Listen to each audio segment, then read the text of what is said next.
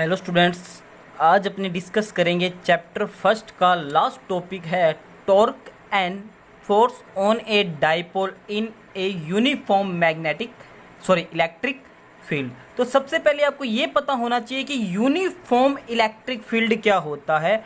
Uniform electric field का मतलब ये होता है कि उसके हर पॉइंट पर जो इलेक्ट्रिक फील्ड की इंटेंसिटी होगी वो क्या रहेगी, सेम रहेगी। मतलब यूनिफॉर्म इलेक्ट्रिक फील्ड का मतलब ये है कि हर पॉइंट पर इलेक्ट्रिक फील्ड की इंटेंसिटी सेम रहेगी। तो बात करते हैं, let an electric dipole has charge minus q and plus q of length. तो एक डाइपोल है जिस पर एक चार्ज माइनस क्यू है, एक प्लस क्यू है, और इनके बीच की लेंथ कितनी है, 2 है। मैंने आपको बार बार बता रहा हूँ, जो डाइपोल होता है उनका जो मैग्नीट्यूड होता है वो सेम होता है, और उन पे जो चार्ज होता है वो क्या होता है, अपोजिट होता है, और जो बीच की लेंथ होती है बहुत ही कम होती है, शॉर्ट होती है। And placed in uniform electric field E at angle theta.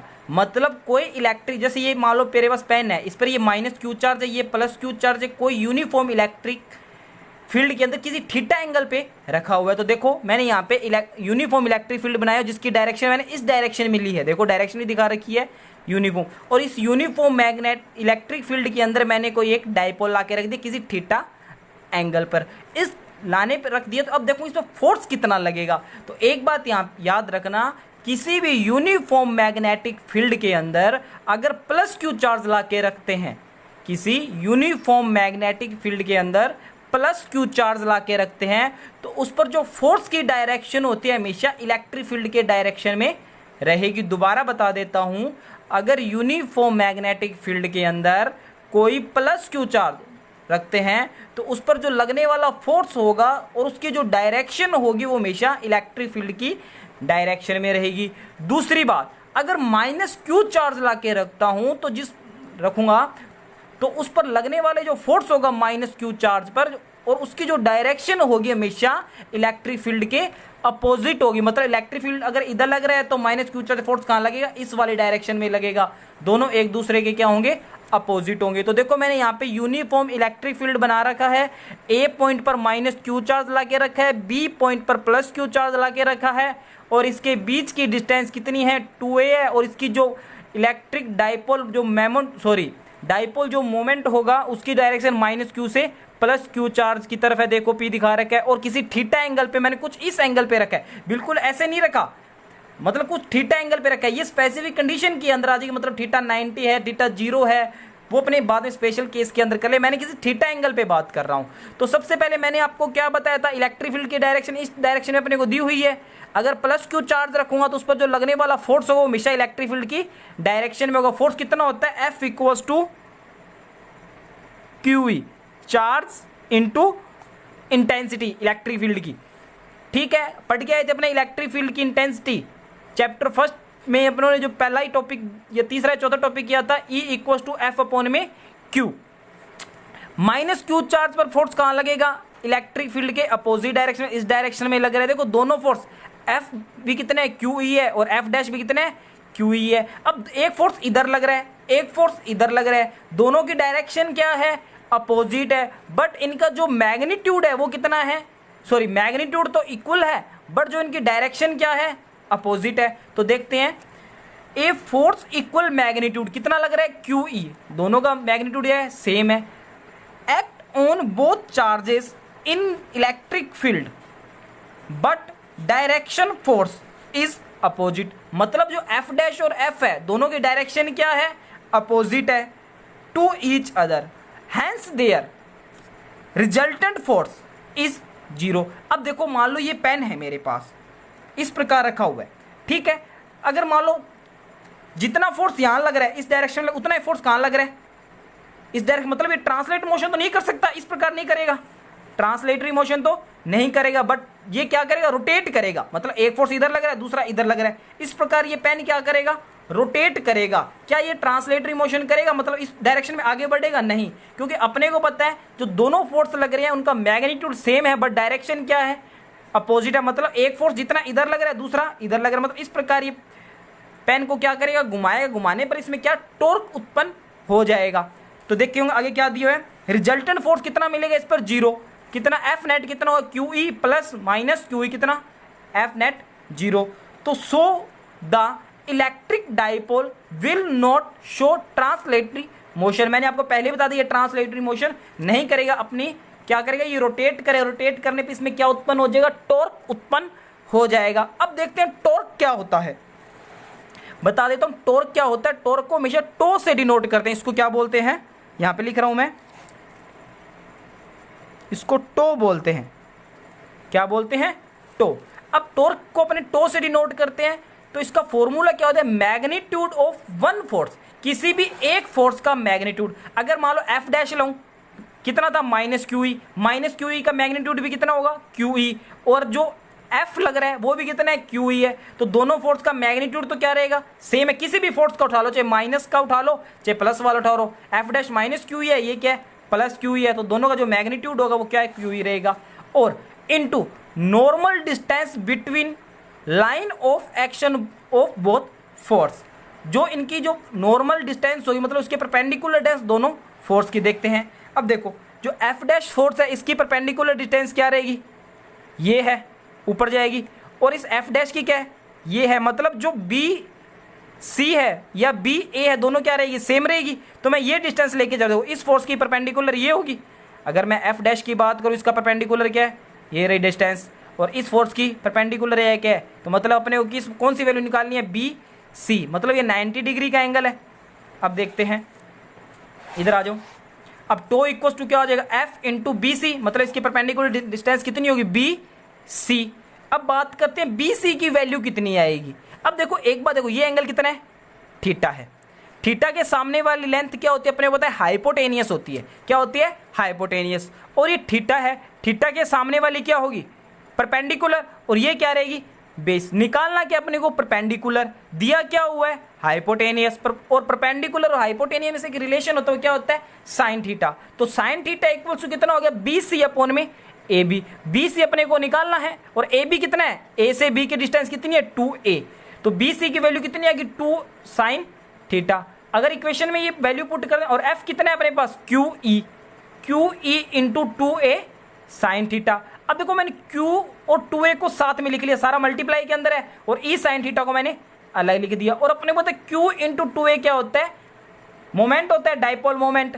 तो टो equal to P E sine theta. तो ये आ गया, अगर यूनिफॉर्मली इलेक्ट्रिक फील्ड के अंदर अपने कोई डाइपोल रखे किसी थीटा एंगल पे, तो उसके लिए जो टॉर्क होगा अपने पास वो होगा पी ई साइन थीटा। अगर इसको वेक्टर रूप में डिनोट करें तो टो vector equal to P cross E vector. अगर क्रॉस हटाएंगे तो क्या आ जाएगा, साइन थीटा। अपने पता है ना, अगर बात करते तो सी इक्वल्स टू अपने पास क्या है, ए क्रॉस बी है, तो सी इक्वल्स टू क्या लिख सकते हैं, A B sine theta. Cross हटाएंगे, डॉट 11th में पढ़ गया अच्छी तरह से ये टॉपिक। अब बात करते हैं स्पेशल केस। अगर ये कहता है थीटा, थीटा किन किन के बीच का एंगल है, इलेक्ट्रिक फील्ड और डाइपोल मोमेंट के बीच का एंगल है। तो ये क्या कहता है, अगर थीटा अपने पास 0 डिग्री है, 0 कब होगा, देखो ये क्या कर रहा है कि मान लो मेरे पास यूनिफॉर्मली इलेक्ट्रिक फील्ड दिया हुआ ये रहा, इस डायरेक्शन में है।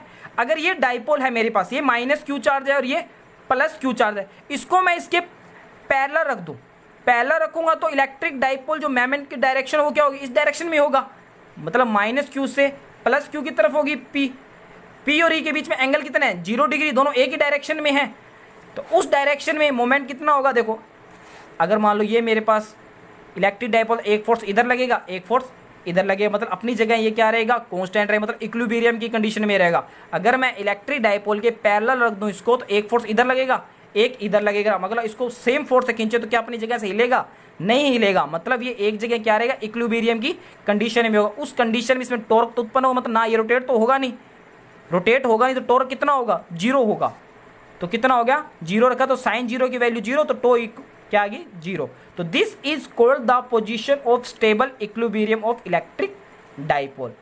ये था इसका एक केस। अब दूसरे की बात करते हैं, when theta equals to 90 degree, मतलब अगर इलेक्ट्रिक डाइपोल को अपने इसके जो डाइपोल है अपने को इलेक्ट्रिक फील्ड के अंदर 90 डिग्री एंगल पे रख दे, मतलब माइनस क्यू इधर है प्लस क्यू इधर है, तो इलेक्ट्रिक जो डाइपोल मोमेंट होगा उसकी डायरेक्शन कहाँ होगी, ऊपर की तरफ होगी, और इलेक्ट्रिक फील्ड कहाँ है, इधर है। एंगल कितना बना, 90 डिग्री, कितना बना, 90 डिग्री। तो 90 डिग्री के अंदर देखो अगर एक फोर्स इधर लग रहा है एक फोर्स इधर, तो कैसे घूमेगा, ये ऐसे घूमेगा, ना कि ऐसे जाएगा आगे की तरफ, क्योंकि दोनों फोर्स सेम लग रहे हैं। कुछ इस प्रकार होएगा। तो इस कंडीशन में जो टॉर्क मिलेगा अपने को मैक्सिमम मिलेगा। कितना मिलेगा, मैक्सिमम। तो टो इक्वल्स टू कितना आ गया, PE, the applied torque is maximum. तो ये था अपना चैप्टर फर्स्ट का last topic, torque and force on a dipole in uniform electric field. दोबारा बता देता हूं, यूनिफॉर्म इलेक्ट्रिक फील्ड था, इसके अंदर इलेक्ट्रिक डाइपोल रखा, जिसके कारण जो फोर्स मिले थे दोनों वो क्या मिले थे अपने को, मैग्नीट्यूड में सेम थे बट डायरेक्शन में क्या थे,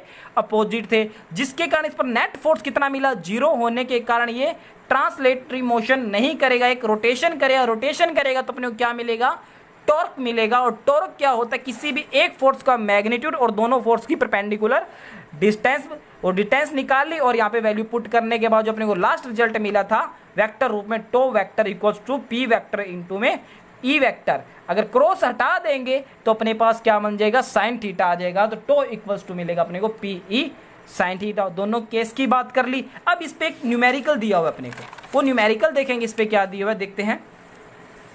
देखो, 2 चार्जेस प्लस माइनस 1000 माइक्रोकुलम, और एक माइक्रोकुलम कितना होता है, 10⁻⁻⁶। ठीक है, कोई 2 चार्ज थे अपने को पता है, मैग्नीट्यूड में क्या होंगे सेम, बट दोनों पे साइन कैसा होगा, मतलब चार्ज कैसा होगा, एक पे पॉजिटिव एक पे नेगेटिव। मतलब दोनों के देखो मैग्नीट्यूड तो 1000 है, बट एक पॉजिटिव एक नेगेटिव है। लोकेटेड 2 mm डिस्टेंस, मतलब दोनों चार्ज एक दूसरे से 2 mm डिस्टेंस पे, और 1 mm बराबर होता है 10⁻³ मीटर। तो बीच की डिस्टेंस कितनी हो जाएगी, 2a की 2 × 10⁻³ मीटर। mm था, उसको मीटर में कन्वर्ट कर लिया।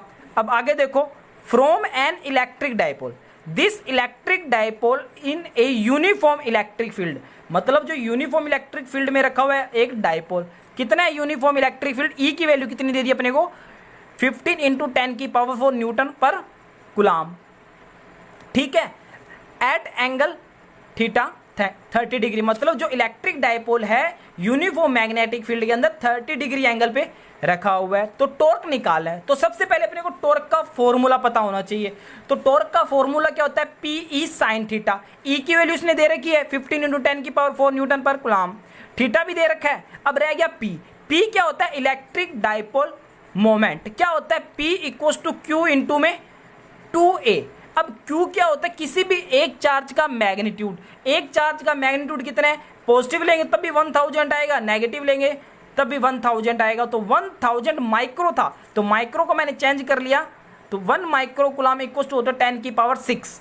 तो माइक्रो की जगह कितना आ गया, 10⁶ इंटू में बीच की डिस्टेंस 2a कितनी थी, 2 mm थी, तो मैंने mm को मीटर में कन्वर्ट किया, तो 2 × 10⁻³ मीटर, ये वैल्यू यहाँ पुट कर दी। अब देखो जो 1000 है उसको मैं क्या लिख सकता हूँ, 10⁻³ इंटू में 10⁻⁻⁶ इंटू में 2 × 10⁻⁻3। अब देखो -3 और ये +3 का कैंसिल हो गया अपने आप, तो कितना रहेगा 2 × 10⁻⁶। मतलब जो मोमेंट कितना प्राप्त हुआ अपने को, 2 × 10⁻⁻6। तो ये वैल्यू यहाँ पुट कर देंगे। P की वैल्यू कितनी आ गई, 2 × 10⁻⁻6। E की वैल्यू 15 × 10⁻⁴ साइन 30, और साइन 30 की वैल्यू 1/2, 1/2 से ये 2 कैंसिल हो गया।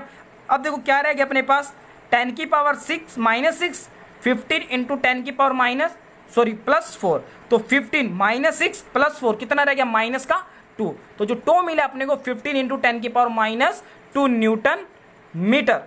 तो ये था आज का अपना टॉपिक टॉर्क पे।